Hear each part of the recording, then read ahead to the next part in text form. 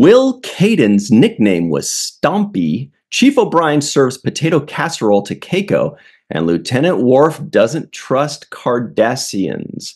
Hello, everybody, and welcome to The Seventh Rule with Sirach Lofton. Hello, hello. My name is Ryan T. Husk, and today we're doing a review of Star Trek The Next Generation, Season 4. We're in the thick of things now. Episode 12, The Wounded. Story by Stuart Charno and Sarah B. Cooper and Cy Chermak. Teleplay by Jerry Taylor, may have heard of her, and directed by our pal Chip Chalmers. This was January 26th, 1991. Where were you? Probably listening to like MC Hammer or something. How you doing today, Sirach? Don't touch this. Dun, dun, dun. Mm-hmm. I think maybe that was right around when Prey came out. We got to pray. Remember that one? Yeah. Oh, yeah. Good one. All right. It's funny. His music doesn't play as much as the legacy and memory of his big career. It was definitely a spike, not a plateau. Yeah. All right. So, everybody, please make sure to like this video, subscribe to the channel, hit the bell icon for notifications. If you're listening to us on audio, please give us a 5-star rating and a nice review. We'd really appreciate it. And also, please find us on patreon.com/the7th rule. Become a patron, support this show, become a pal, get a bunch of cool perks. This is how you help us out and keep the show going. Patreon.com/the7th rule. Sirach Lofton, this is your first time watching this episode ever. When I saw this episode, the first few minutes, I was like, oh, I remember this one. And I was like, I think I remember what the captain looked like. I think I remember the direction it goes. So it was maybe the second or third time I'd seen it, but it's your first time. What did you think of it? Well, the first thing that jumped out to me was the word Cardassian. As soon as I heard Cardassian, I was like, oh, this is a Cardassian episode. Okay. So I wrote in my notes, uh-oh. It was automatic trouble. You know, there's some trouble on the horizon. That was the first thought. And I can't think of Cardassians without thinking of Gul Dukat and There it is. Marco Limo. Yeah, too bad he wasn't in this episode, huh? I know. We could have used Gul Dukat in this one. Yeah. So I'm assuming you recognized Mark Limo probably by his voice and his stature and his unbelievable acting. Unbelievable. Did you catch it right away, or did you have to kind of like lean in for a bit? Yeah, it took me about 1 second to figure it out. Because because he's basically the benchmark who I measure everybody up to, right? So if I see a Cardassian, whoever it is, I'm going to measure him up to Marco Limo. So instantly I'm like, this guy's good, right? He measures up well to Marco Limo. Yeah. So well that it might actually be him. So that was the feeling I got right away. But then I'm looking for nuances in the performance, and there were delivery, stylistic nuances to this particular character that we don't see in the Gul Dukat character. Mm-hmm. And I thought that was a testament to his acting ability. Like he was able to give me a Cardassian that didn't have the same feel to him as the Gul Dukat. That to me is tremendous acting. Yeah, now of course this was before Gul Dukat, so he gave a different performance afterwards for Gul Dukat, but there's no way that he didn't get that role of Gul Dukat, or at least get the call because of his performance here, right? And I think I noticed the difference too. Like, clearly he's not playing Gul Dukat. Obviously, we know that right away. It's a different type of character. But in his performance, he played this character slightly, I don't want to say softer, but slightly more human. There was a little bit more humanity in him, in that he was slightly less calculated. Gul Dukat feels like he is 100% of the time lying to you and being calculated and performing in a way that he's trying to get something out of you, whether he's trying to get favor out of you, whether he's trying to intimidate you, whether he's trying to get you to like him, whether he's trying to get you to believe him. He's always playing something. This guy felt like, he was clearly hiding stuff. He clearly had the gravitas of Gul Dukat, like when he talked to a subordinate and he scorned him. But yeah, I get it. Like he definitely played a different type of character. And I think a few of the most impressive moments, like one of them was when he did, talk to his subordinate who like looked at a computer and he delivered a couple lines. So I was like, oh man, that is good stuff. He sees a line and he delivers it in a way that I think a director or a writer goes like, thank you. But even in that moment, there was because I can't unsee Gul Dukat. Yeah. So it's hard for me to separate the two. So when he looks at his subordinate in that moment and he says, confine yourself to your quarters, I wasn't sure if they were in cahoots together or not. Yeah, right. You couldn't tell if his subordinate was doing what he instructed him to do, which is go to such and such computer and gather much information on the weapon system, right? So I couldn't tell if the subordinate was doing what he asked him to do and he was just pretending to be upset about it. Right, they're playing roles.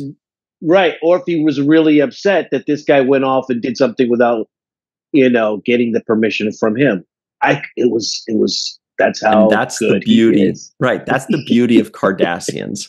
That's the beauty of writing for Cardassians. This is where it kind of starts, where as the audience, we're like the more we know about Cardassians, the more we think, I wonder if he didn't tell him to look at that stuff, and that guy's just taking the fall because Gul Macet is the boss, and he's just acting so disgusted. Like how the line he says is, what business did you have near one of their computers? Like, oh, I wouldn't wipe my ass with your face unless you asked me to. It was so disgusting. I was like, is this play? Is this real? What business? He was saying it the way Picard would say it. Mm-hmm. Like that's what Picard would say, right? Picard would be like, well, what the hell? What business was it of yours to go near the computers? That's how he was saying. And so it looked like he's on Picard's side in that moment. Like they're in agreement that this guy is doing some egregious thing, like it was, why did you take it on yourself to go ahead and do something when I did not instruct you to do that? And I felt like that was the air. But at the same time, I'm thinking, but did he instruct him to do that? And that's probably in the writing, because we know later on that there was something fishy going on, so we can kind of look back and think, but it's clearly in the delivery too, and also us in hindsight, we've seen Gul Dukat, we've seen Mark Limo, we've seen Cardassians for 7 seasons in Deep Space Nine. I think I said scorned earlier, I meant scolded, but so we're now of the school of belief where it's like, nah, we don't believe anything they say, and so who knows? Who knows? Who knows? But there was definitely great performances here. This began for me what I saw, which is Marco Limo's excellent performance just in general as an actor. And I'll give you examples of that. There's a certain level of gravitas that it takes to be able to match Patrick Stewart, who has a lot of presence when it comes to his role as the captain on that ship. He has the authority. He's the number one on that show. He takes his acting serious, and it comes from this reference of Shakespeare. So all of those things are in account when you see somebody like Patrick Stewart on the stage performing as Captain, as the Captain Picard. So very few people I've seen so far have been able to guest star on this show and match that level of gravitas, and to the level where he's somebody that is formidable as an opponent or as an intellectual. We saw a little bit of that with Q. I think Q's character was able to match the gravitas and also the intellect and play on that aspect of Picard. Um, I think a little bit with the Klingon high council Hmm. guy. What was his name? Gowron? Uh, not not Gal, the one who Right. basically Before that, dies I don't remember before his name. Galron. But you know who I'm talking about. He's an Yep. older actor, and he's Yep. definitely has that kind of. There's some kind of power to his performance and his presence, Hmm. and so and why and the scene that particularly demonstrates that for me is when they're on the bridge and this Goal, what was his name? Masset. Goal Masset. When Goal Masset basically says, uh, "Are you not going to give the coordinates to our battleship, to the Cardassian warship that's clearly right there and can do something about this? Are you going to let him just destroy the shuttlecraft or the supply ship?" Hmm. And that forced Picard into a maneuver. He actually forced Picard's hand using reason, using logic. He forced Picard to make the decision, which he reluctantly did. And he said, "Okay, you're right. In this particular case, that is the right maneuver. I'm going to instruct my crew to give the coordinates of this Federation ship, and so that they can be intercepted." So he actually gave the coordinates to the Cardassian warship, which backfired and caused the warship to get destroyed, which was I thought, great writing, kind of clever tool to flip it back on to Gul Massad. Like, hey, that's what you asked for. This is what you wanted, right? And your actions actually caused 600 people to die in that warship because you told them to engage. So, but I Hmm. thought that was a clever writing tool, but also the way it was performed showed that Gul Macet took this high ground of intellect and morality and forced Picard to make a decision in that moment, which was to give the coordinates over. Yeah, it also shows, and this whole episode does, it shows that the Federation holds itself and its people to a higher standard, where they say, they're not interested in whose fault it is. In this case, they're saying, look, you may, like when he's talking to Captain Maxwell, he's basically thinking he may be right. It also may be true that this is just as much the Cardassians' fault or Gul Macet's fault. It may be this, it may be that, whatever. But we hold ourselves to a higher standard. You have your orders. You're not supposed to do this.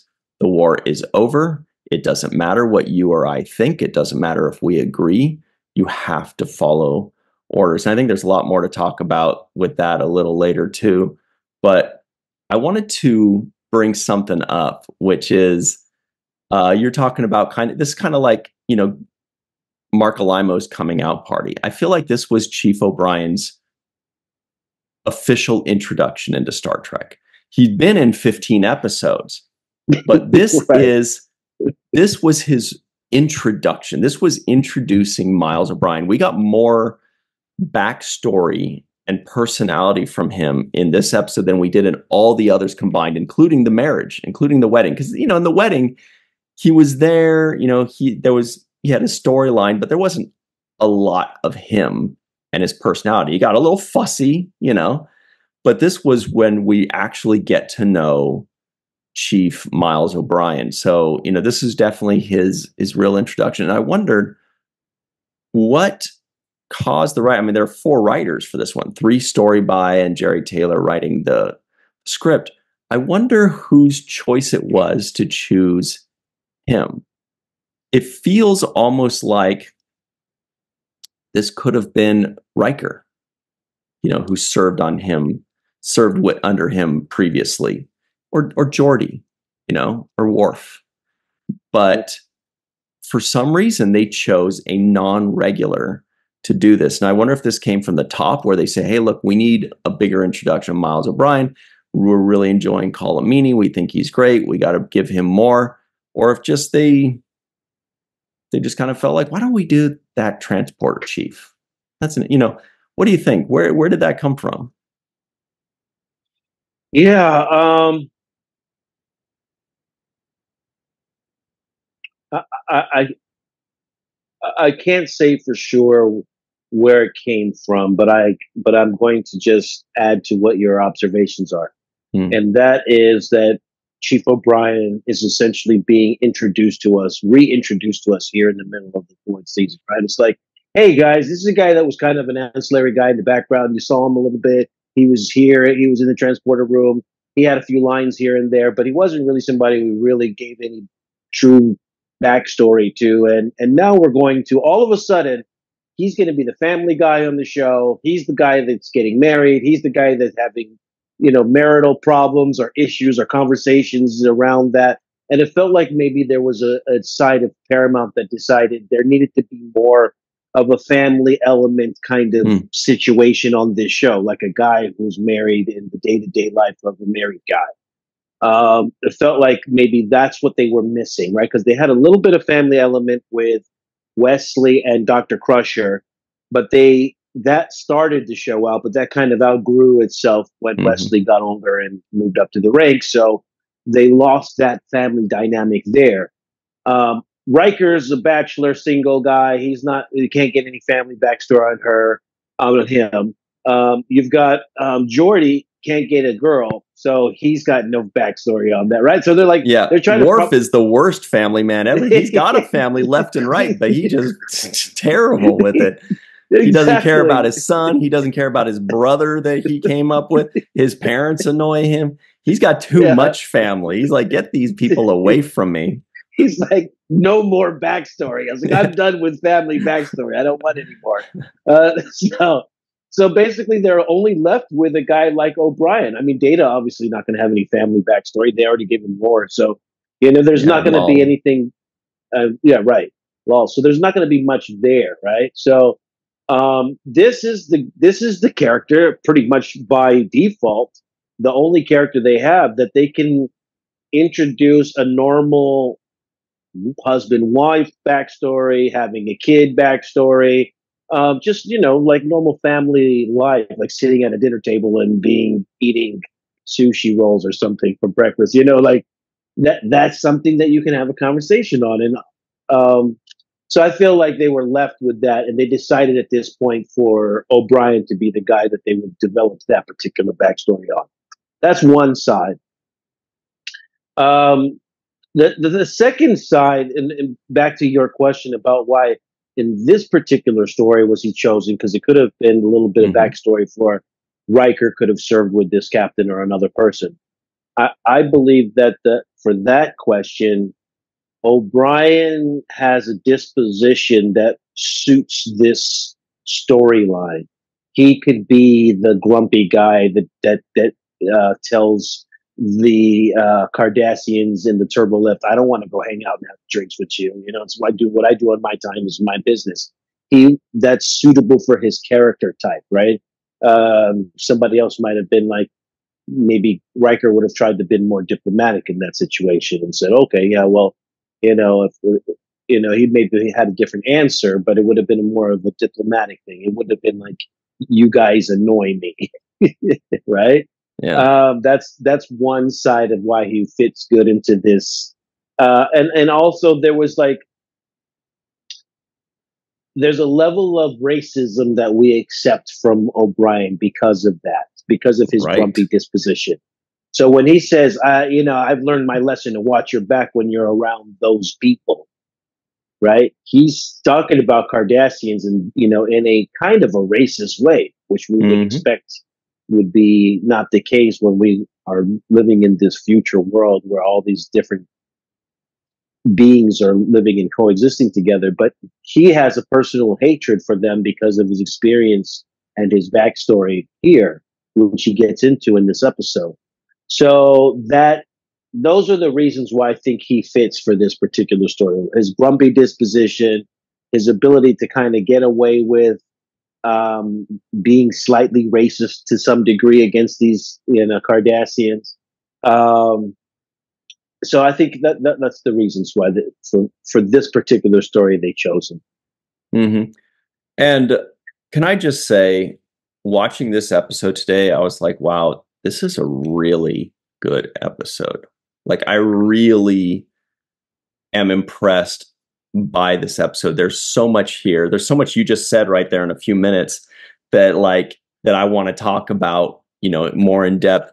One of which being, just to close up on Alimo and Colomini, I think that this episode, more than any other in The Next Generation, is the reason for their involvement in Deep Space Nine. Obviously, for Mark Alimo, it's clear that, this is the reason why he got into Deep Space Nine. And Colomini, not just because of his performance, but because of the backstory that they created for this episode. So when they were going to do Deep Space Nine, they were probably thinking, hey, this is a Cardassian story. Chief O'Brien would be perfect for this one because of what happened in this episode, that he, hates the Cardassian. He harbors so much ill will. He is racist towards them. Yeah. Like, we hear him in Deep Space Nine all the time saying the Cardis this and the Cardis that. And we kind of think it's cute. A lot of times when somebody talks like that, we just kind of say, he's old school. He's just old, whatever like that. But they, we kind of laugh it away. But yeah, Major Kira, Nana Visitor, has said in Duet, Major Kira is revealed to be racist against Cardassians as well. They deal with this by making the lead characters racist. Because if you show the villain of the week as racist, it doesn't really hit anybody. It doesn't really hit close to home. It doesn't really make anybody think about how they themselves think or react to things. But if you show your character that you're following and the one that you care about, and you see that they have something to learn and they grow and they have faults, that's when, that it creates introspection for us, because we go, shit, if Major Kira is realizing that she has work to do, if Chief O'Brien and his mentor basically show that they have work to do, that's when it's really good writing. That's when it's eye-opening. Yeah. So there's so also much. No, go ahead. Yeah. So, and it's a sliding scale. So the racism is directly correlated to distrust, and that distrust is a sliding scale. So in this episode, the highest level of distrust would be this captain who's guest starring in this episode, right? The captain of the Phoenix, Maxwell. Maxwell, right? So Captain Ben Maxwell has the highest level of distrust. It's been justified by his experience watching those kids die and all, and the trauma that he lived through at Setlik 3. We see a middle scale of that with O'Brien, where he's kind of, and Worf, right? Where he's kind of like, look, I can get along well enough to get along well enough, but I don't want to go farther than that. I'm not having beers and having a good time, but we can be gentlemen and shake hands and. But I won't turn my back. I won't trust. I know what they're up to. Blah blah blah. All that kind of stuff. But I'm not going to go out and murder a whole ship full of them. Right. Right. So there's that sliding scale, and then the scale of Picard, who has really this diplomacy. Right. He's like, look, I have to act in the best interest of the Federation, of Starfleet, and I have to have a certain level of trust. Until that trust is betrayed, he even calls out, Gol Masat at the end when he says, "Hey, don't think I don't know that those are not science vessels going through, right?" So that I still remain distrustful of you, but there is a certain level of diplomacy that we have to engage in order for us to actually have this treaty work. So I'm going to keep my eye on you. I got one eye open, but I'm the most trustful out of the three of the various instances of distrust. The different levels, So, and there's a lot more to that, and I want to talk way more about that, but we got to hit a break. So everybody, we will be right back. We're going to talk about all of that and a lot more good stuff. I cannot wait on The seventh rule. Well, hi there, everybody. Welcome back to the seventh rule with Sirach the Game Changer Lofton. Game changer. It's all about the game and how you play Yeah. it. That's the people from Motorhead that reminds us of that. Shout out to Motorhead. Yeah. All right, here are the trivioids of the week. The Enterprise is on a map survey near the Cardassian sector. It has been nearly a year since a peace treaty ended a long conflict between the Federation and Cardassia. Worf doesn't trust the Cardassians. Miles and Keiko are eating kelp buds, plankton loaf, and sea berries. Sea berries sounds fine. I don't know about plankton loaf, though. Chief O'Brien's mom handled real meat. A Federation ship attacked and destroyed an unarmed Cardassian space station. Chief O'Brien served under Captain Maxwell on the Rutledge. Chief O'Brien served potato casserole to Keiko. O'Brien sings a song of war and glory. Keiko is unsure about capers. The USS Phoenix is a Nebula-class starship. Chief O'Brien again has served under the two finest captains in Starfleet. And Chief Miles Edward O'Brien calls Kanar in 10 Forward, and Will Caden's nickname was Stompy. Notice they both called it Kanar, but clearly that changed somewhere down the line. Yeah. Kanar. I noticed that too. What the hell is this Kanar? It's Kanar. Ask Damar. Yep, everybody knows. So back on this episode here. That's another thing that made this episode so good, and what makes Star Trek so good is that it would have been too easy for them to address the distrust, address the racism, address, following orders, even if you disagree with them.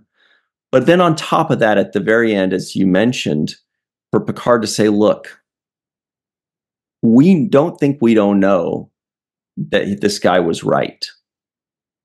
This guy was right, most likely. And we don't trust you, and we do believe that there was something going on here. And Gulmaset's reaction made it seem like, what? What are you me? Like he plays it so well where it's like the actor is playing a person that is lying and that we can tell is lying.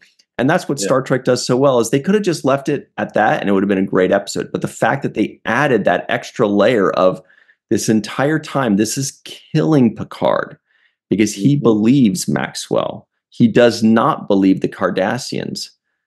But this is what must be done. These are his orders.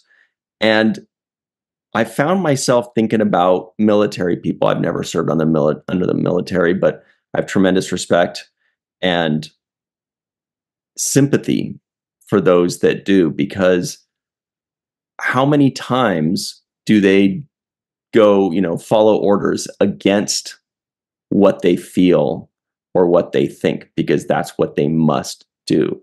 How many times, do they die or get maimed or get hurt, or, we take away their lives, we take away their limbs, we take away pieces of them forever when we put them out to war. Whenever, somebody makes a decision, all right, we're going to war, fuck it, right? No, whatever, we're going to go to war. Man, we are taking something from them forever. Look at Maxwell, not just his family, but like his humanity, who he is. He's never going to be able to let this go. He's never going to be able to think clearly. He's never going to be able to be the person he once was. O'Brien either, Worf either. It really displayed that very well in this episode. And I just look at this episode under the highest regard because of that. Yeah. And, the flip side of that is also true. It's not just about going to war, but it's about saying, oh, the war's over. You can stop now. And Right. So, right. I mean, imagine, there's all of these people engaged in a war in the country. And now they say, oh, no, we signed a treaty.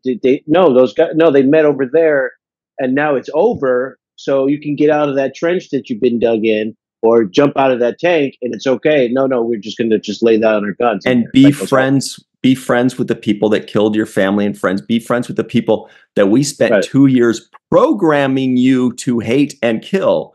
You need to Right. just turn that off now forever, by the way. Just go help them now.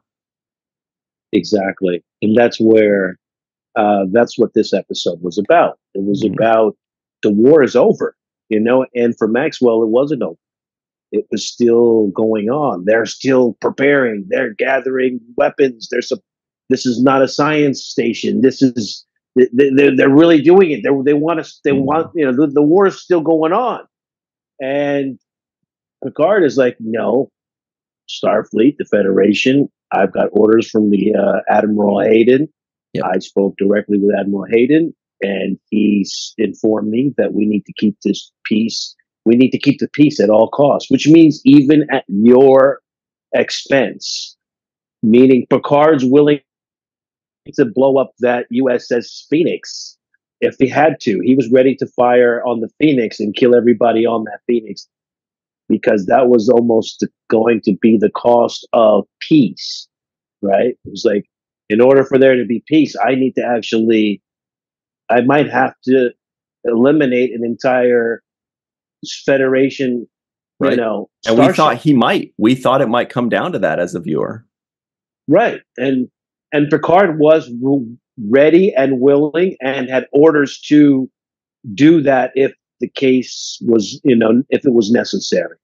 So this episode could have been easily called Chain of Command because it was about, following the chain of command. Picard been given orders by the Admiral. These is and then conveying those orders to Captain Maxwell and saying, "Hey, these are the orders."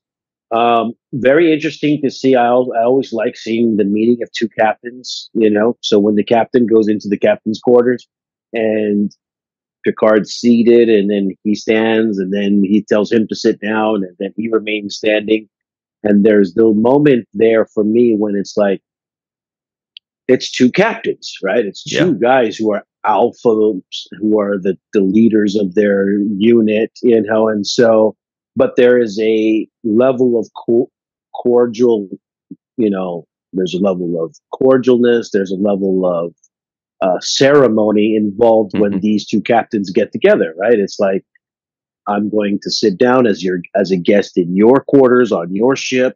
So I'm going to be your guest, even though I am a captain. So there's a level of that happening when I watch the two of them kind of have that meeting inside of the captain's quarters. I like to watch that power dynamic at play. But I wanted to say that this episode touches on the oldest theme, or one of the oldest themes that we see on Star Trek, on all shows and all of the series. It's just a common theme that we see in Gene Roddenberry's creation, and that is the idea of post-traumatic stress. Totally. It rears its head in so many different forms and so many different ways with so many different storylines and characters. And this is just another example of it for me. This Captain Maxwell is dealing with the stress of losing his family in front of him, seeing all of those people die, and he cannot move past that moment. And O'Brien himself is also living with some of that trauma as well. And he has been able to kind of live with it in a manageable way, but it surfaces its head in these kinds of occasions. And it's just a way of talking about how war and how these situations dramatically affect individual lives, and how people have to have a mental recovery period in order to get back to some level of normalcy in their life. So I think that this is just along the same line of the theme that is really great, and it probably goes back to Gene Roddenberry's own military service and good point. Yeah. And whatever stress he may have carried out of that situation. Yeah, I mean, the more I think about this episode, the more I respect it and think it's a really good one. Um, One thing as a side note, and again, I feel like this episode more than almost any other is the backstory, creates the backstory and the backbone for Deep Space Nine. I mean, we know Wolf 359 and the Borg, we understand why that's important, but this one really seems to set up a lot. And one of the things, just kind of structurally, is that we finally got one of those slice of life scenes, that Deep Space Nine did so well. Every time Deep Space Nine would start off, and it's Jake talking to, Captain Cisco and talking about, the Dabo girl or whatever. And then, red alert, time to, whatever. But we got that little 2-minute what life is like. And I loved those. Those were cool. Those were like little mini stories. We got this time with Miles and Keiko O'Brien. But strangely enough, we didn't get it as the opening scene. We got it like in the middle of the first part. Like first we see the bridge and what's going on there. And then they cut away to them. And then red alert, so that was really cool because it gives us a little more backstory on Miles O'Brien, and Keiko gets her second episode. So again, that's another person that is going over to Deep Space Nine. Worf is too, later. But that's just a fun structural kind of thing that I noticed. I was like, oh, good, they're finally dipping their toes into something like that. But I'll tell you, there was one line.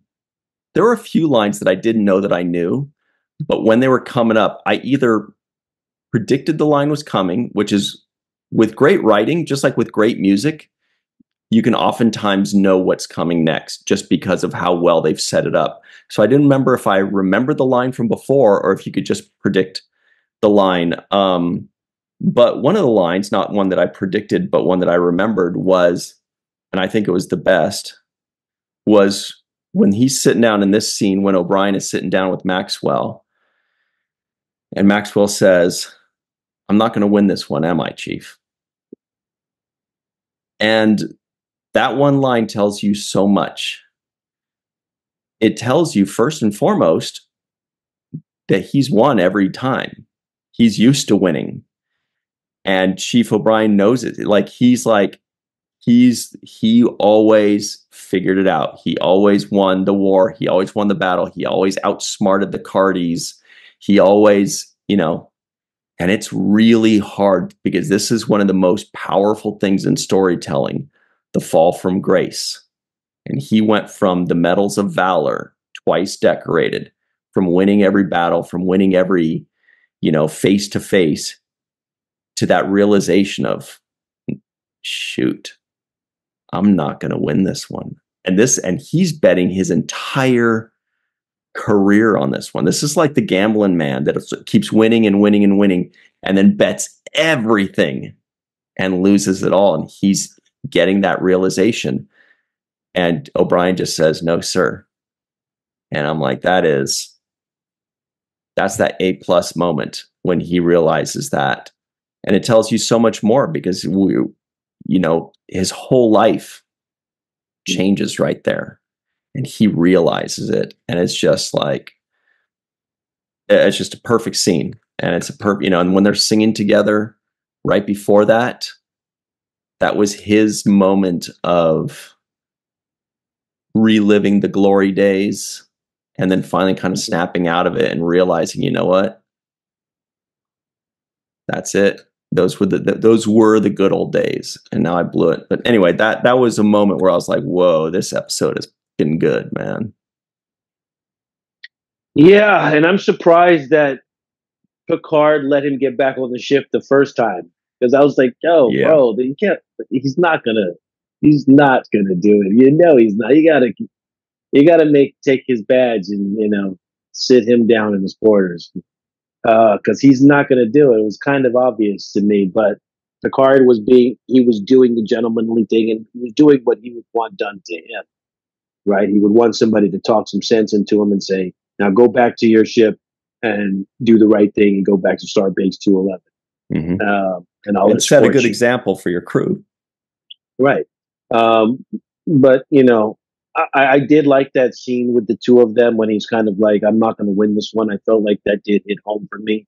It was a great moment there. And it actually exercised what Picard really likes to do, which is diplomacy. That's his favorite thing. his favorite thing is to have a diplomatic solution to a problem. And if he can use diplomacy, that's his pretty much go-to weapon of choice, right? So the fact that O'Brien was able to use diplomacy in that moment, he actually requested, "Can you let me beam up there?" Now, let me just say a few nerd nitpicks for me while I was watching this All episode, and right. this is officially makes me know I'm a Star Trek nerd. These are the signs I look for.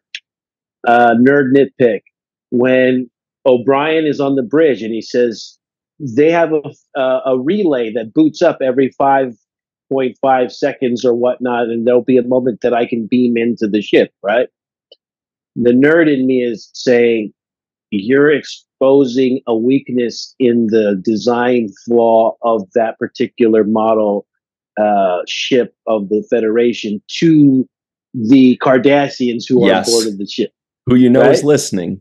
Who you know is listening. So Gol Masset is like, oh, interesting. So those ships every 5.5 seconds have a downtime that you're able to beam aboard. Just little stupid stuff like that makes me say, oh, you're not supposed to say Hmm. that in the presence of the Cardassian ambassador or whatever.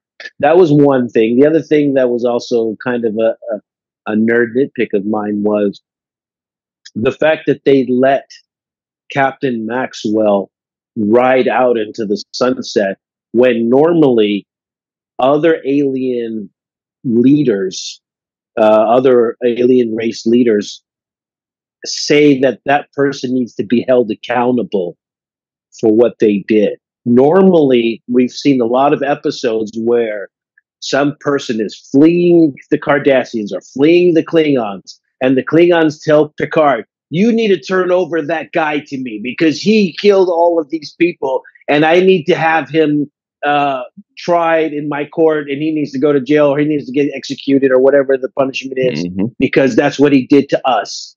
And in this particular case, this captain kills this, blows up some other spaceship that we didn't know, we haven't seen before this episode started. But while the episode happens, kills 600 people aboard the warship, and then another 50 on the other ship, right? And nobody says to this Maxwell guy, "You will be held accountable. I'm sorry, I'm going to have to report you to the thing. You're going to have to face some kind of, you know what I mean? Some kind of Hmm. punitive punishment for your behavior. You know what I'm saying? And for the Cardassian goal Masset to not, you know, complain about it and say, hey, you can't just let him go to Starbase 211. No, no, he needs to be. He just killed 600, 700 crew members, and he killed another 1,000 aboard the thing. He needs to be held accountable. We need to bring him to Cardassia, and he needs to be, put on trial. And then there could have been a debate about that. Picard saying, no, well, technically, the moons are and this and that, and blah, blah, blah, but there wasn't any of that. They were just like, all right, we'll let him go. We'll just, he's poor old guy. He still thinks the war is going on, and we'll just let him go retire Hmm. peacefully. Yeah, so I've got a couple thoughts on that, which is one is therein lies a difference between Gul Dukat and Gul Macet, because Gul Dukat would say, Captain Picard, surely you don't expect us to just turn over, right? He would, Yeah. no Yes. way would he take it. But Gul Yes. Macet almost seemed like he's like testing them, like, all right, let's see what you do here. Let's see how you handle this, because remember, Picard did say you either do this or we throw you in the brig and we tow your ship back in disgrace, right? Now, the other thing is it does show, like you're saying, a little bit of favoritism there. And it shows that throughout, Picard believes Maxwell, or at least believes that maybe he's not great. He certainly sympathizes and empathizes with him. He certainly is rooting for him. He's waiting for him make the right decision, and he makes the wrong decision. And then he gives him another chance, and he makes the wrong decision again. And he gives him another chance, and he's like, dude, I'm trying to give you the benefit of the doubt. You're a Starfleet captain. in a very important moment, and he's rooting for him, and he's giving him the option. He's constantly hailing him. Remember, he's trying to get him to respond. He's trying to get him to stop. And then he gives him this one final chance of saying, all right, probably against his better judgment, saying, all right, I'm going to give you the chance to be a dignified Starfleet officer one last time in front of your crew and to fly back and demonstrate, not really that you're sorry, but demonstrate that, like, we've got it under control. You realize what you did was wrong. And he still makes Picard regret it. And then that's when we start thinking maybe Picard's just going to shoot him down. Like, I remember, I do remember thinking that they were going to end up shooting and destroying that ship, like Maxwell's ship, and Maxwell would die in a blaze of glory and this and that. But this is even more powerful because this is now, we got these moments at the end there. But hey, speaking of moments, we're almost out of time. Sorry, what were you going to say? I was going to double down on what I just said about the dress down. They just had an episode where Worf got dressed down for killing the mother of his child, right? Remember, he flipped out and got mad because the mother got killed, and and Picard said, "This is going to appear on your record, and I'm very disappointed in you. You know, you killed this guy." And I'm like, "Well, he was a murderer, right? We knew that, right?" But Worf got more talk down in that moment for killing that one guy that we knew for a fact was a murderer and had just killed that woman that we just saw, the mother of the half Klingon woman that, you know, was the mother of his kid. And here is this other guy just killed 700 people plus the 1,000 or whatever it was before that. And he didn't even get that same kind of dressing down by Picard. You know what I mean? Like, when Picard's like, "Hey, what the hell?" Because they're peers. Part of it was because, although he did, when they were first introduced and Maxwell kind of comes in, you could tell Picard meant business because he said, Riker was like, "Captain Picard, this is Captain Maxwell." And Picard just said, "That'll be all, number one." Like, he was just like, "Get out of here." It's about and he didn't get up. And he didn't get up. He stayed seated. And then even when he said, you know, he gave Maxwell his orders or whatever, he didn't even say goodbye. He didn't shake his hand. He just walked away and faced outside. Like, he is disgusted with this guy, but he can't quite talk to him that way. I mean, he could, but yeah, there's just so much to this. Like, it's really, everything's, there's this fine line that they keep kind of going back and forth on. But so it's time for the home run of the day, of the episode. And this is kind of a toughie. What do you think? Oh, yeah. This was a great episode for, I'm going to give it to Mark Alaimo as the guest star in this episode, as Gul Massad. There was some great moments there. And I'm also going to give it to Sir Patrick Stewart as well. I thought he did a fantastic job in this episode of carrying those moments. He looked conflicted. He had a tough job to do, and I felt it inside of him where he was not really comfortable having to do the job that he was assigned to do in this particular case. So I want to give it to both of them. I thought their chemistry was great, and I do think that this is the beginning of the DS9 and what eventually becomes DS9. These are the machinations that kind of are swirling around, and the ingredients are starting to make themselves known. But kudos to Mark Alaimo on this episode, and also Patrick Stewart, who played opposite him. Yeah, I don't know. It's tough for me. I want to give it to like 7 people.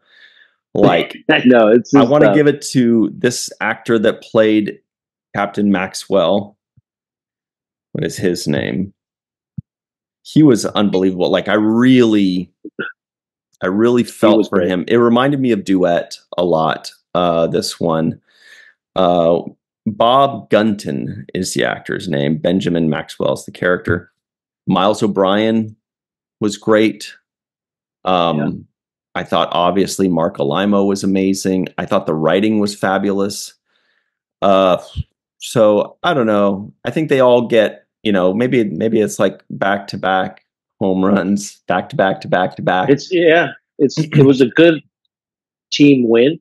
Yeah. Chip Chalmers also chipped in a little bit of good directing. There was a shot when the captain was saying, "You'll see, I'll show you," and then he had like that kind of like that fisheye lens or whatever it is that makes him look a little more crazy, a little crazier. I know that these little subtle things that just dream team right there. It was an all-star game. All right, so let's give a thank you to, how is that for a non-answer, non-committal?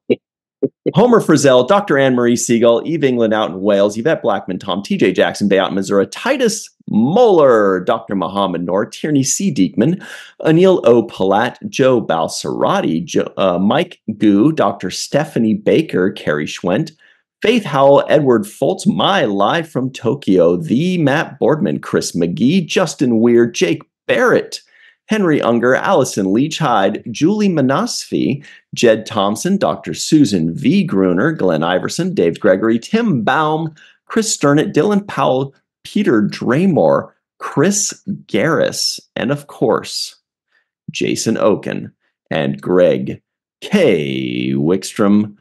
All right, everybody, stick around. We've got the free-for-all up next. We will be right back on The Seventh Rule. Hey, everybody, welcome back to The Seventh Rule with Sirach Lofton. This is the free-for-all with Melissa Longo. Hello. And Jason M. Oken is here. Eve England is here. We'll see what she thinks. This is also her first time watching this show and this episode. Faith Howell is here. Not her first time, I bet. And Allison Leach Hyde hanging out with us, of course. Mai is live in Tokyo. 2 paths to take. This will be fun. TJ Jackson Bay is on the bridge of the Enterprise D, like Faith. Chris Garris is joining us. What's up, Chris? We've got Carrie Schwent, a.k.a. Crafty Bear, in a car. And second hands, or other hands flying in. Hi, Eric. She's like that. She's like that Amory pianist in that episode, right, with the forearms. And Chris McGee, Darmok, and Jalad at Tanagra. All right, first things first. It's going to be interesting. Jake Sisko guesses the IMDb score. I've been off a lot, so I'm going to go ahead and continue the streak. 7.8. 7.8. Does anybody have any guesses, without looking at TJ, about what this episode is on IMDb? Without 8.5. Okay. I think I'll go 8-1. I think it's probably high sevens, but I'll go 8-1. I'll go an 8 even. 8-2. I would say 7-2, just to be contrarian. 8-2.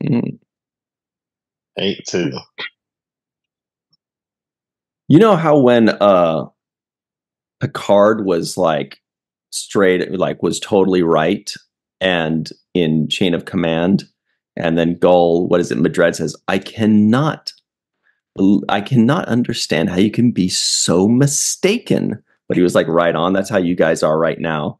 You guys are like right on with this one. It is an 8.1, Jason M. Oken. Wow. But man, I felt like it should have been way higher than that. Did we get any non-appearance mentions today? I didn't catch any. Melissa, any I don't know, food item or uniform or something you want to throw out?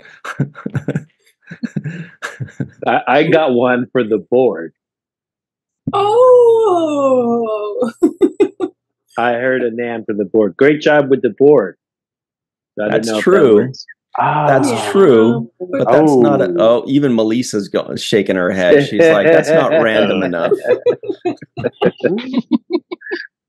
There was that one guy, Stompy, but we never see him, right? I've never seen Nope. Stompy Never see him. Bummer. because he got stomped. Mhm. What about some kinds of, or some sorts of, or some? Not this time. Oh boy, not a lot of nothing. All right. Interesting.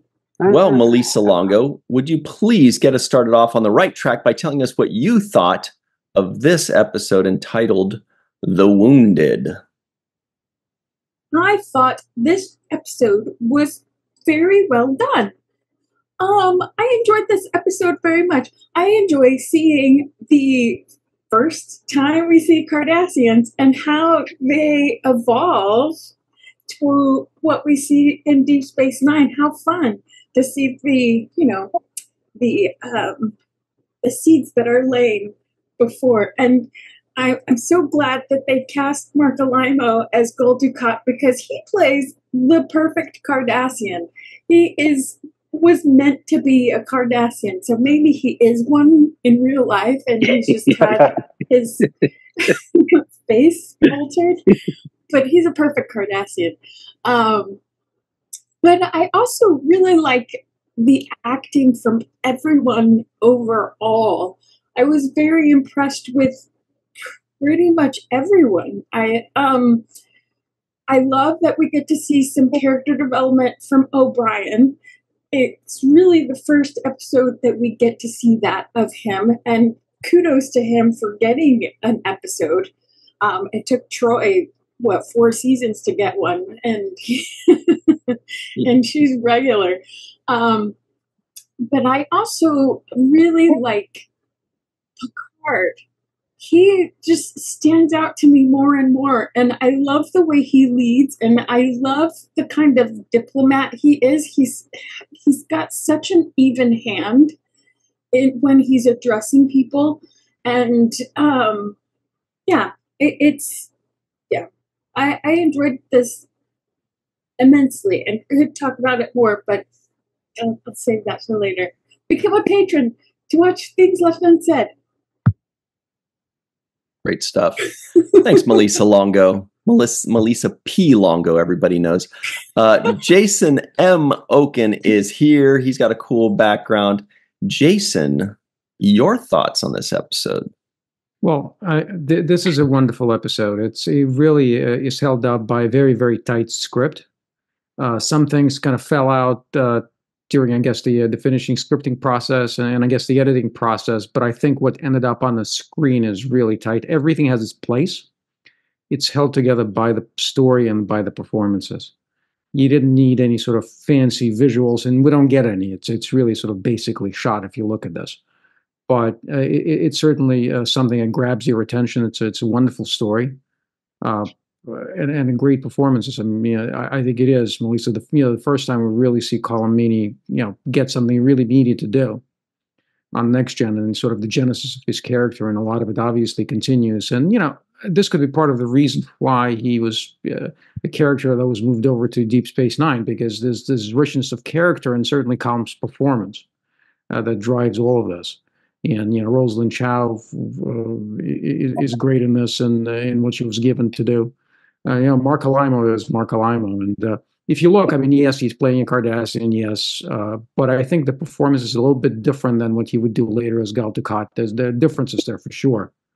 So it's certainly a wonderful episode to watch. And Bob Gunton, I mean, they got him to do this, which was terrific. I mean, he didn't get a lot to do, but it was great. There's certainly a lot more to say, but again, enjoyable, wonderful, and that's what happens when the script and the material is good and the actors are on. Mm-hmm. Sirach, you notice that Jason just basically gave the cliff notes of our entire review, but he did it in like a minute and a half rather than like you basically just covered what we just said, but more succinctly. Yeah. All right. Thank you very much, Jason M. Oken. All right, Eve. Do you still hate Picard and Next Generation, or are you starting to think, this episode wasn't too bad? Yeah, this was a good one, both from a general episode and also Picard. Actually, just following on, I suppose, from what Melissa said. But I really loved how melancholic the episode was. Just generally, it just you didn't really have much humor in there. and you had this beautiful sort of underlying music that sort of brought the whole episode together. You had, almost it appearing in different guises throughout the episode, which kind of brought all of those things that they were talking about, and that story of, how people change in war and how people do things and how it really does change them for, into unrecognizable versions of themselves. And I just thought that choice of song was really interesting. Obviously, it's very beautiful. And obviously they focused on the first verse for this episode. But when you look at the second verse, it's much less about war and glory. And it's all about the tragedies and how you lose something in war. But also it talks about slavery, which I thought was quite interesting when you think forward to Deep Space Nine and you think about what the Cardassians are doing, there. So I thought it's obviously a bit of a foreshadowing having known what's coming next, but I just thought that was quite interesting in our context.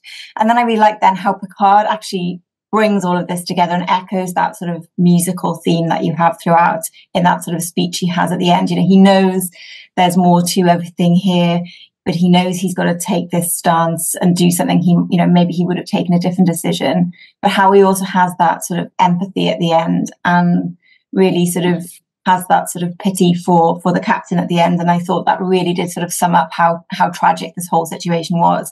So yeah, and as Jason said, I just thought it was just really well done. There wasn't sort of anything that was unnecessary in the episode. And it's just really beautiful. So, and great to see more of O'Brien, and you can certainly see that this must have triggered sort of bringing him back and doing more with him. So I'm looking forward to seeing more. You see, everybody, Eve England has done almost a complete 180, and we're not even at the midway point of the series. Look at that. It only took 4.5 years or 3.5 years, and she's finally... All right. But the episodes are getting better, of course. Thank you very much, Eve England out in Wales. Faith Howell is here. Whoa, that's a Cardassian shirt? Cool. I didn't realize that at first. What do you think of this one? Well, that's my first point, is that I'm so excited. We're finally getting into the first appearance of the Cardassians. Sorry. Must have forgot that really badly. Freudian slip there. And so then it's another brick into the foundation of what will become, our Deep Space Nine. I really appreciate and love character development episodes like this for O'Brien.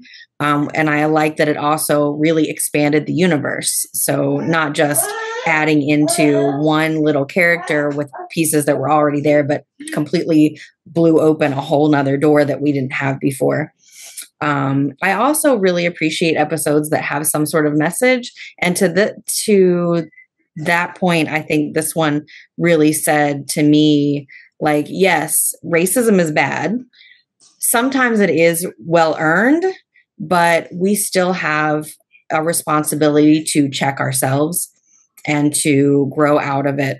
I liked seeing that O'Brien was sort of toying with that in the conversation with Keiko, that he's almost talking about himself, even though he sounds like he's talking about someone else. That the war is over. Why are we still having this problem? But it's because we've been through trauma, and that's been a thread that comes back again and again. So I also really love this episode for Minstrel Boy. There is a really, really nice version of it on the Black Hawk Down soundtrack. If you haven't heard it, it's beautiful. It's on permanent rotation in my life now, simply because of this episode. So. Wow, cool. Great knowledge. Thanks very much, Faith Howell.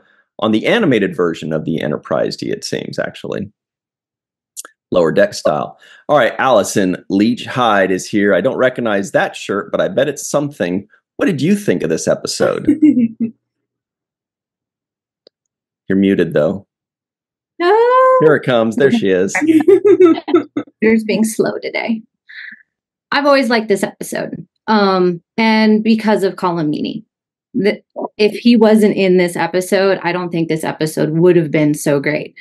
The scene with all of his scenes, really. I mean, we start off great with him and Keiko and their breakfast scene and coming back to them for dinner. And I love that this is something we carry on all, throughout Deep Space Nine, is them introducing each other to each other's foods. I love that. I also think it's funny that they don't cook it; they just replicate it. They could just replicate their own dinner. But I do love that they to each other's cultural foods, and they're each kind of like about it. I think it's funny and it's great, and I love that they tie it. And Rose saying "real meat" was like my favorite funny line of the entire episode. So I love having more of their relationship because they just got married, and now we have actually seen their relationship, which I really enjoy. But the scene between Maxwell and O'Brien, where O'Brien is like, "Captain, this isn't going to work for you," and they sing the song together, and I'm just like, no tearing, no tearing.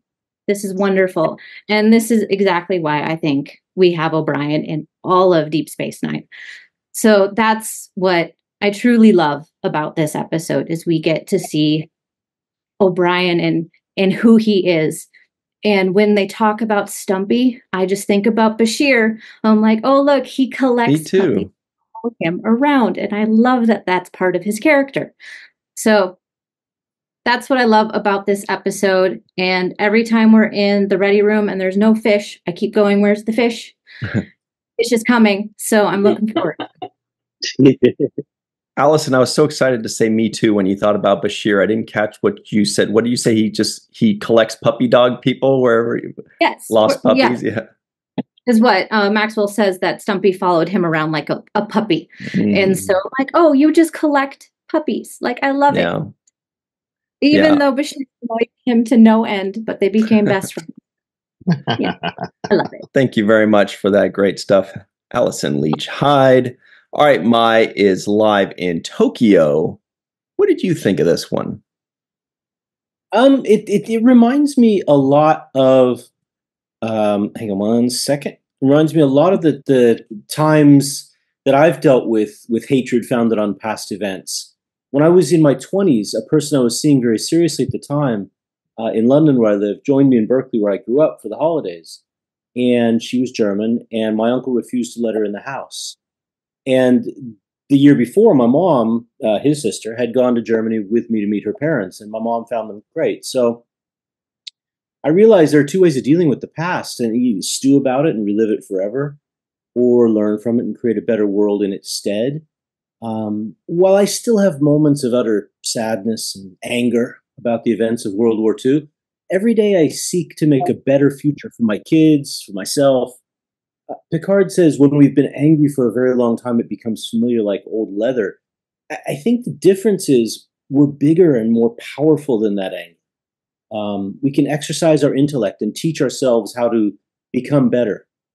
Where I live, there's a great deal of prejudice. And although it's probably a very good lesson for somebody who grew up white in America to learn, it's a fairly soul-destroying experience sometimes. My response can either be to teach my bicultural children that it should never happen again, or to teach them to have a closed mind, and I chose the former. So, Ryan, you were right on with that quote. To put it another way, as has been said many times, there are two paths you can go by, but in the long run, there's still time to change the road you're on. Now, one last thing we have to address here. Everybody's been on about the breakfast with Keiko and O'Brien. There's a cultural aspect to this. It made me crazy. On the plate in front of O'Brien at breakfast is what appears to be a ball of mochi, because it's too smooth just to be rice, and it's definitely not shaky enough to be tofu. But on it is goma kombu, the shredded black stuff. Next to it is shibazuke, cucumbers and eggplant, brined with red shiso, and on the other side is kirizuke, pickled cucumbers. I mean, all of these are condiments only. They're almost pure salt. And everybody knows what they are, so why use different names? That was so weird. And nobody eats a plate of those by itself. It's akin to being served in the West a bowl of half ketchup and half mustard. Here's your meal. And Rosalind Chow, looking very un-Japanese and eating with a fork, calls them kelp buds, plankton loaf, and sea berries. Where the hell did that come from? And she says she ate it for breakfast every day as a child. If she were Japanese, she would have had a piece of fish, a bowl of rice, and a bowl of miso soup. I did find this aspect of the script, we're talking about prejudice here, which plays into a very ugly stereotype, born of ignorance, to be quite disturbing. the cultural identity of her character is an ongoing theme in Star Trek. And I got to say, I like the episode overall. I agree with everybody on that. But there were parts of it which fell far short of acceptable if we're looking at it through the lens of respecting other cultures. So that's what I've got to. Great stuff. Thank you very much. My fish for breakfast. I didn't know that. And also, good quote from Led Zeppelin, by the way. Good stuff there. Thank you very much. TJ Jackson Bay is out in Missouri wearing his Gorn shirt. What do you think of this one? Interesting episode. And since it features another reptilian race, I thought I would represent my reptilian race, the Gorn. So there we are. And speaking of the O'Briens having breakfast, there is a 100% chance that O'Brien leaves his quarters early so he can stop by a replicator on his way to work in the transporter room. Guarantee it. I thought it was interesting that Worf doesn't trust Cardassians, and apparently O'Brien doesn't either, and they end up serving on the Cardassian border on a Cardassian station and working with the Cardassians in the long run. I wonder if Captain Maxwell ended up, helping or being a sympathizer of the Maquis, and I wonder if Michael Eddington was on that ship. But that would just be such a small universe, wouldn't it? That's interesting. They had some Kanar in this episode, so it made me think of Damar. That was fun. I also thought it was interesting that that O'Brien had served as tactical officer on the Rutledge. And so he's been a bridge officer before, and even when we meet him on the Enterprise, he's on the bridge. And now he's in the transporter room wearing lieutenant pips and being called chief. So interesting career this man has had. I got a couple of nitpicks, but before I get to the one nitpick that I'll share, and the rest will be in things left behind, I want to say that Bob Gunton did an excellent job as Captain Maxwell, and for me, the performance was so much in his eyes, and so when I was watching the episode again this time, I was like keen to look into his eyes when he's speaking. Because there's so much there. And so if you haven't done that, I encourage you to go back and look into his eyes when he's speaking and really feel what he's feeling. And now I'll get to one of my nitpicks and flip the script on Captain Maxwell and say there is no way he goes back to that bridge after he comes aboard the Enterprise first. He has killed 600 people. He is a rogue captain and a war criminal. He goes straight to the brig. So I thought that was interesting. And I think, Eve, kind of mentioned maybe why that happened is that Picard has empathy for this captain. He knows that his family was killed by Cardassians. He knows that he has an excellent service record, and he's trying to dignify or allow him to leave with dignity and leave Cardassian space. It's just not the right decision to make in this situation when you're on the brink of war and the Cardassians are on your ship watching what you're doing. I'm surprised that they didn't protest, especially Gul Dukat's twin brother. And I'll wrap up with take a look at Chris's beard, put a helmet on him. He is a Cardassian.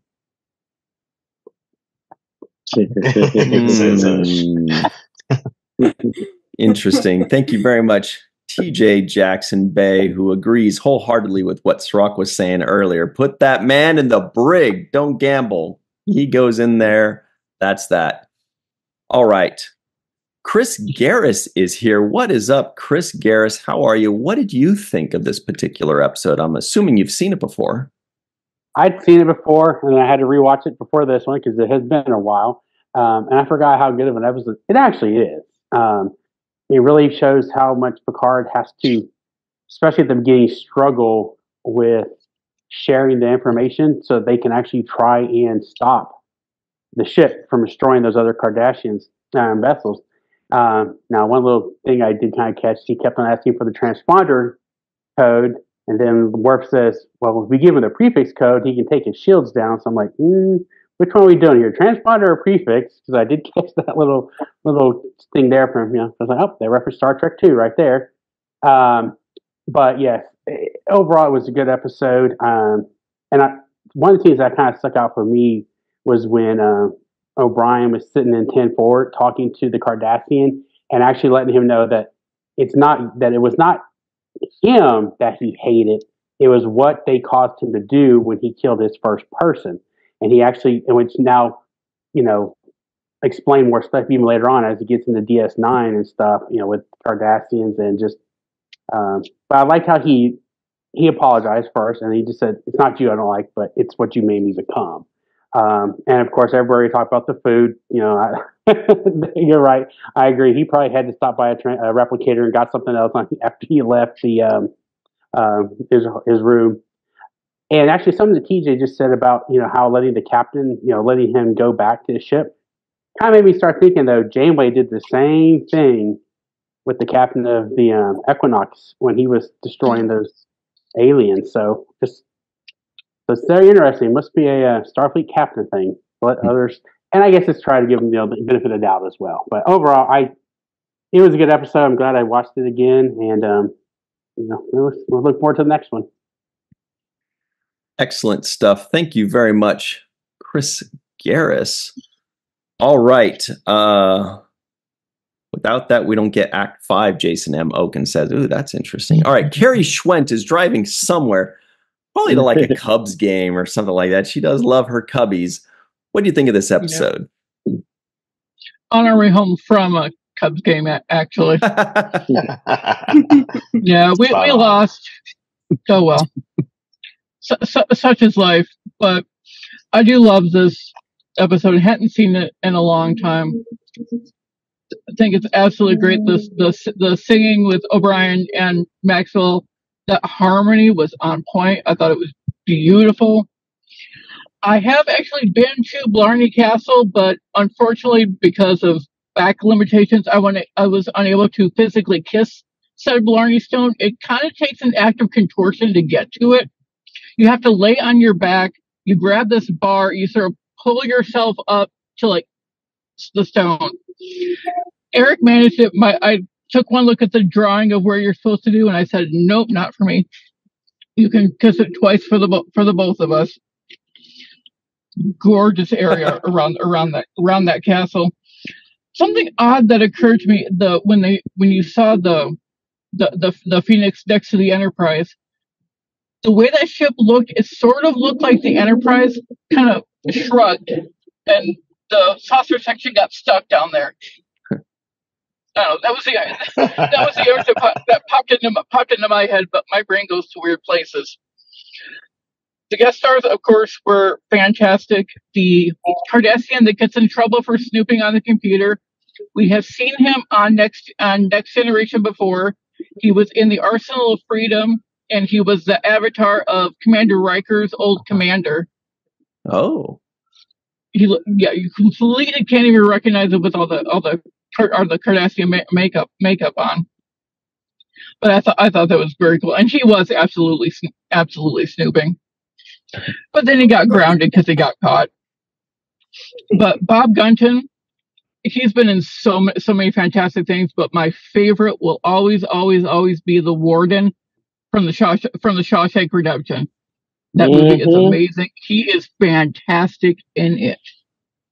And of course, Mark Alimo. I've gushed over him before. I could listen to that man's voice for days. I could definitely see the seeds of what he would bring to Dukat in Maset. Maset was, comparatively speaking, a little bit calmer, not quite as much bravado to him that Dukat does end up having. But to get a little bit serious for a moment, on this past cruise, Will Wheaton was reading a little bit of his book, and he says something that struck me about remembering things from your past. He said, the body remembers. And so when I was watching the scene with O'Brien and the Cardassian in 10 forward, and he says the quote that Chris said about I don't like what I became because of you. This time around watching it hit me just right in the gut, made me remember that previous situation of mine that I've brought up before. And I remembered what I was like with him back then, and the influence his behavior had on me towards my family. It is very true. You may have like the best intentions, but sometimes a situation is going to turn you into someone you look back later and you don't like the person that you were when you were around that person back then. So I absolutely sympathize with that, and it hit me like a ton of bricks. Like I said audibly, wow. And we had to pause for a minute while I processed it. But to finish up, I will have my limerick for the episode, which I decided should come from Captain Maxwell's point of view. So I will end with that. Those Cardassians are up to no good. It's clear their motives have been obscured. I know that I'm right. I won't give up the fight. My anger, I hope, will be understood. Excellent work. Thank you very much, Carrie Schwent. So sorry about the Cubs losing today. Yeah. This was a fun one. Hey, did you mean this guy? The actor's name is Marco Rodriguez, and the captain was Captain Paul Rice. Check this out. Yes. Here he is, actor Paul Rice, and Glenn Tella, I think. Soldier. I think his first name is Soldier Boy. The Tell him joke. All right, got to get out of here and move on quickly. Chris McGee, save me, please. What did you think of this particular episode? I don't think there's any saving there, but anyway, I'll go ahead and say that this is the genesis of Cardassians, of course, and it's hard to believe now that they were just considered the alien of the week at the time, without any idea of the pivotal role they would play in just a couple of years. And of course, yes, it has been mentioned many times, they got the perfect actor to play the first Cardassian we ever see, Mark Limo, as Golma said. I'm glad that they eventually, just got rid of those padded thongs they were using as helmets. But I thought that Mark looked good with the beard. He just needed to add a little more to it. All right. Of course, I love that right after the episode that finally gives Miles O'Brien a wife, we get another episode featuring him, showing a slice of his home life, meeting his former captain, and of course, hearing some of his backstory, including Setlik 3. On a more serious note, I think this episode is a good study into how war can affect a soldier's view of an enemy. Once you're taught to hate a group of people so you can be more comfortable with killing them, essentially, effectively trained prejudice, it's extraordinarily difficult to untrain that. And this episode shows, when one person who cannot let go of that hate, Ben Maxwell, and one person who thankfully does, Miles O'Brien. I found it interesting also, as Faith had mentioned, seeing Miles in denial about his own hatred of Cardassians during his dinner with Keiko, and even projecting that hatred onto his crewmates during the earlier meeting. And of course, his story about the first time he killed someone was incredibly well told. It probably works better than a flashback scene would have, since you can see the pain and regret on his face as he tells it. Great acting by Colin Meaney, as Melissa and Jason observed as well. I'll save any other observations for things I've just said, but for memorable quotes, boy howdy, there were a bunch in this episode. My and Chris Garris mentioned my top two picks. I'll go with my third one, which is still a great quote by Worf, and that is, "Trust is earned, not given away." What were the top two?